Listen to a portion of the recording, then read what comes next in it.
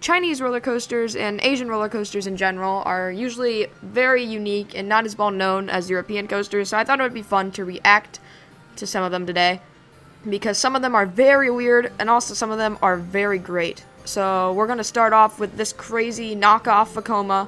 Also, big credit to the person who uploaded all these videos. There's going to be a link to his channel in the description. Oh yeah, that's good. I like that straight section where it does a lot. This coaster track's like making me go blind. Those are actually some pretty clean transitions for a knockoff company. This ride actually doesn't look too rough or anything. I know a lot of Chinese knockoff coasters have some really wacky transitions. Okay, never mind. Oh yeah, that looks comfortable. That looks like it's doing what it's supposed to be doing. So the ride just like dies after that weird ice tunnel, because the rest of the ride was just slow and boring and probably painful because whatever that off-axis cobra roll was. This is a knockoff Intamin, it looks like, and it's actually what it looks to me is a dueling coaster where one is inverted and the other is on the track. So it looks like whatever that one Singapore coaster is, Battlestar Galactica, I think it's called. Let's see how this one rides. Looks good so far, no weird transitions or anything. Oh yeah, this is what roller coasters are all about, just the long straight sections and turns where it does absolutely nothing. That turn actually looked pretty good. I'm not really seeing anything horrible. It just, like, looks pretty boring. And, is that it? No, that's not it. Airtime hill on a... That's a bit strange to see an airtime... That was hang time filled. So a lot of, like, the elements are just taken at a slower speed because pacing is just a big issue for some of these rides, it looks like. Let's see what hanging roller coaster has to offer. Sounds like one of those stupid GP videos, dangling coaster. I love how the track has definitely been repainted recently. That transition didn't look horrible, but it probably was because it's a knockoff SLC. So that did not look fun. You can see like the camera just entered the track. That was a really wacky transition out of that Sidewinder. So what's up with all these Chinese coasters just doing absolutely nothing and having like the widest transitions ever? So pacing's obviously not doing so great here. To be honest, I think I could run faster than it's going right now. They should have put like the brake run probably 20 seconds ago, but instead it's still going. A brake run. There you go. I bet none of you have heard of this. This is actually a B&M Hyper that has probably the longest coaster name ever. Flight of the Himalayan Eagle Music Roller Coaster. And this one, I think, is actually a ride that looks decent, and it's not a trashy knockoff with weird transitions. I think. It looks pretty smooth for B&M Hyper, but I'm not seeing any airtime. And also, I don't think that's a B&M Hyper. It's probably just like how polished cherry it is, where it's not quite 100 feet or 200 feet. I bet that element right there provided some good airtime. That was probably the best one we've seen so far. Well, it's not really much of a competition. So China has a lot of these air launch coasters by S&S, and here we go. This one's called OCT SSC 1000. I don't know. All these like random coaster names are so weird. They just put like random numbers in. If this ride's like smoother, like kind of how Powder Keg was, it'd probably be really good. I don't know if it's smooth or not. The transitions look fine to me. That was a bit of a wacky one. That looks like a pretty good moment. To be honest, it's just going really slow over these hills. It doesn't look like it's providing much force except for that launch. This is one that I actually knew about, but I wanted to include it just because I know a lot of people have never heard of this. This is an Intamin Blitz coaster called Steel Dolphin. And I think it looks pretty good. It definitely is one of the weaker Intamin Blitz because, I mean, you can look at it. I mean, it still has some pretty cool transitions and airtime moments, but a lot of the ride is just bland. That looks pretty cool. And it's also an Intamin, so it's obviously smooth and has fine transitions. It's not going to, like, jolt or anything. But this ride actually has a pretty cool theme. I like how it dives into the mouth there.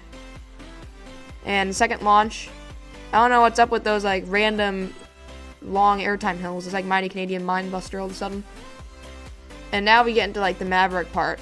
I think this ride has lap bars. If it had over-the-shoulder restraints, I'm not sure what they're doing, because nothing here seems too crazy where it would need over-the-shoulders. Yeah, this is definitely the best one so far. This one really isn't anything crazy, but it's a B&M family coaster, and I really want to see more of these, because, to be honest, they look pretty fun, and for families especially, I think this would be much better than those stupid Flying Ace, Kitty Hawk, whatever they have. Again, with the worst coasters ever to knock off, they chose a Vacoma Boomerang. Alright, let's see how this Cobra Roll transition is. So they like hit the inversion early and then just like stall almost. So it wasn't like horrible, but it probably would not be smooth at all to actually experience. Wait, is that using a cable instead of an actual lift hill?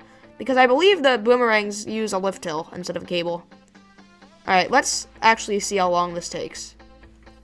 So it took about a minute and a half just to get to the top of the lift hill. And it still has to detach. I'm not sure how long that'll take. Probably not long. But now we get to experience all these fantastic transitions backwards. So let's see how this goes. Entering death now. Yeah. So, knockoff boomerang gets a big thumbs down from me. Probably the worst one we've seen so far.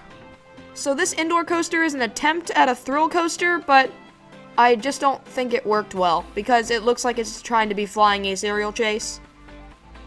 But then it has a random inversion. Also, what's up with these like straight sections? But to be honest, this place looks pretty cool. It reminds me of when I did a video on Sochi Park in Russia. Okay, I feel like that inversion definitely banked the wrong way, especially for an inverted coaster. It like did an outer bank, but through an inversion. That did not seem correct. And another slow helix. Hey, it seems like B&Ms. We actually have a tilt coaster, which actually I think it's probably going to be the worst one based on just some of the profiling I can already kind of see. There's like a weird jolt at the bottom of that hill. You can kind of see it there. Let's see how great this ride is. Okay, let's see how this rides. That looks comfortable. Another like oddly boring part. Vertical loop, cool. Nothing looks horrible yet except for that weird transition. That looked fine.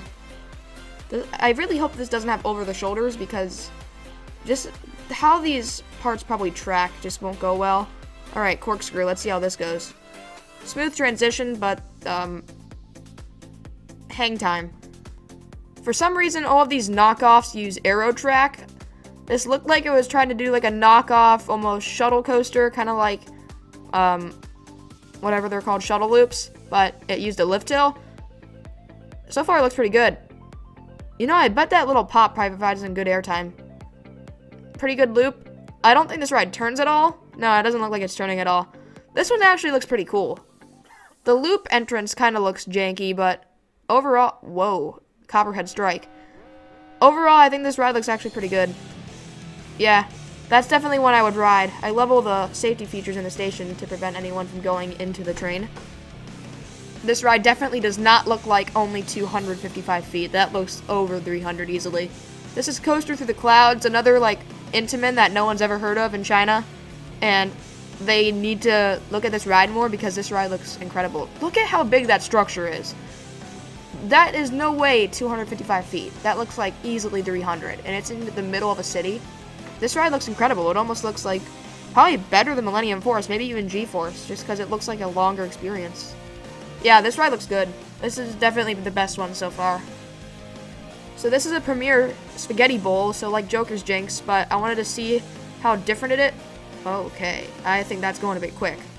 I was just going to say I wanted to see how different it is, but already it looks like it's going way too quick. Okay, so usually, based on Flight of Fear, it crawls around those turns, and right now it's going like the speed of sound through this, so. And there's no mid-course, so this thing's going to haul in these like super tight helixes. I hope this ride isn't as rough as Flight of Fear is, because if it is, this would be probably one of the most uncomfortable experiences ever. Because look at how quick it's going through this. Like, some of these transitions are probably not going to end well, especially that corkscrew. Like, it looks like a good ride, but I really hope it tracks better. I like that sudden stop, whiplash.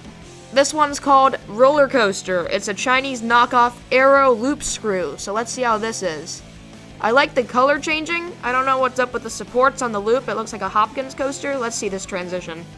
Oh yeah, I like how it like jolts every time. Every time there's a new degree in banking, it just like almost seems like Magnum's ending, or not Magnum's ending, Magnum's turnaround. It just kind of jolts into place, and then slow turn that has no purpose in being banked. This is another knockoff SLC called, I believe, Soaring Dragon and Dancing Phoenix. These names are incredible. So let's see how this tracks. That looked fine to me. There's like a weird jolt at the bottom of the loop, but Cobra roll. Again with these Cobra rolls, for some reason they either just like invert way too soon or way too late. That looked very uncomfortable. I'm sure this has to be rough because it's basically using SLC transitions and track, but on a much more extreme layout. It just did a corkscrew, and even some of the B&M corkscrews are rough, so imagine that on an SLC. That was not a good transition at all. That looked fine. Overall, the transitions look better than most SLCs, but some of them are like either way too quick, or that looked like Raptor. I'm not a fan of that. This ride's called Star Ripper. Why does this ride look so dusty? Look at it. It's like old gray. This is like another Aero knockoff. That loop looked really curved. That was really weird. That looked fine. The loops, I don't know what they're doing. Oh, yeah, I love those transitions. That looked comfortable. What is it doing? Again, with, like, the low friction mode, they gotta turn off the friction. It just looked like it's just almost stalled in the middle of that corkscrew. Alright, that was pretty cool. I couldn't really see the transitions. There is no reason that should be banked. This is like a brake run. They should have just put the brake run a while ago. There we go. It's not even in the brakes yet. There are the brakes. Okay. That looked perfect to me. I don't see anything wrong with that ride. I decided to end with what looks like to me the coolest coaster. It's not a bad ride. It's an Intamin. And it's another one of those like dueling where it's one is inverted and one is sit down. And this one looks epic. I've already seen a POV of it because I watched it when it came out, I believe 2019. Where it actually is a shuttle coaster and it does a transformation where it just goes into a regular coaster. This ride looks insane. So I'm probably going to talk through the entire thing just because I want to show this entire POV. Because this ride does not get enough credit for what it does. I think barely any people know about it. It's called Dueling Dragons. If you can find anyone doing a review of it, please like either send me a link in the comments or watch it for yourself because I bet it's insane. Just all of the transitions track perfectly. Those elements look very whippy and fast. And I believe this inverted coaster actually has lap bars. I don't know for a fact, but it might. Also, the sit-down one doesn't look as good to me, but that I could be very wrong. I know the sit-down one probably has better airtime and transitions than the inverted one. It's a pretty short ride, but it looks so good. So that's it for this video. If you enjoyed, make sure to leave a like and subscribe. And I'll see you all in the next one.